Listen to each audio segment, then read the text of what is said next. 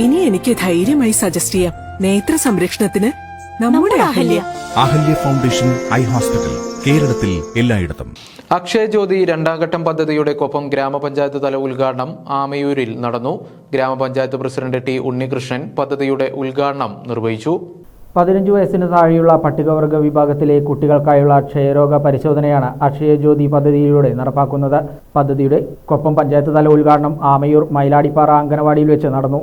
ഗ്രാമപഞ്ചായത്ത് president T Unnikrishnan പരിപാടിയുടെ ഉദ്ഘാടനം നിർവഹിച്ചു. ആരോഗ്യ വകുപ്പിൻ്റെ ഒരു കർമ്മ പദ്ധതിയാണ് പട്ടികവർഗ വിഭാഗത്തിലുള്ള 15 വയസ്സിൽ താഴെയുള്ള കുട്ടികളിൽ ക്ഷയരോഗം കണ്ടെത്തുന്നതിനുള്ള ഒരു കർമ്മ പദ്ധതി ഏറ്റെടുത്തിരിക്കുകയാണ്. അപ്പോൾ അതിൻ്റെ ഒന്നാം ഘട്ടം എന്ന രീതിയിൽ പാലക്കാട് ജില്ലയിലെ മറ്റ് അട്ടപ്പാടി മേഖലയിൽ വ്യാപകമായിരിക്കുന്ന മുഴുവൻ ആദിവാസി വിഭാഗങ്ങളെയും അവിടുത്തെ കുട്ടികളെ പരിശോധിച്ച് അതിൻ്റെ ഒന്നാം ഘട്ടം പൂർത്തീകരിച്ചിട്ടുണ്ട്.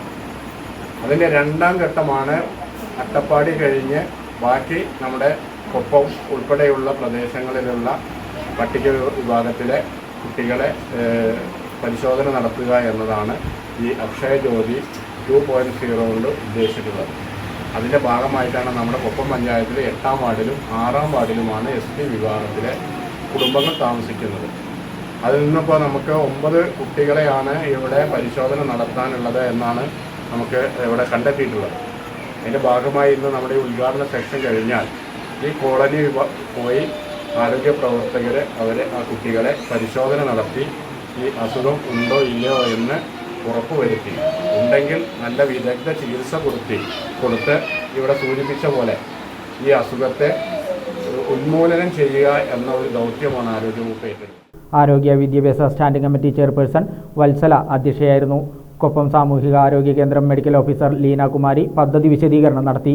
Ward member Sreeja, health inspector Aji Anand, JHI Anagha, MLSP Aswathy, ആശാവർക്കർമാർ, അംഗനവാടി ടീച്ചർമാർ, രക്ഷിതാക്കൾ, മറ്റു ആരോഗ്യ പ്രവർത്തകർ തുടങ്ങിയവരും പരിപാടിയിൽ സന്നിഹിതരായിരുന്നു.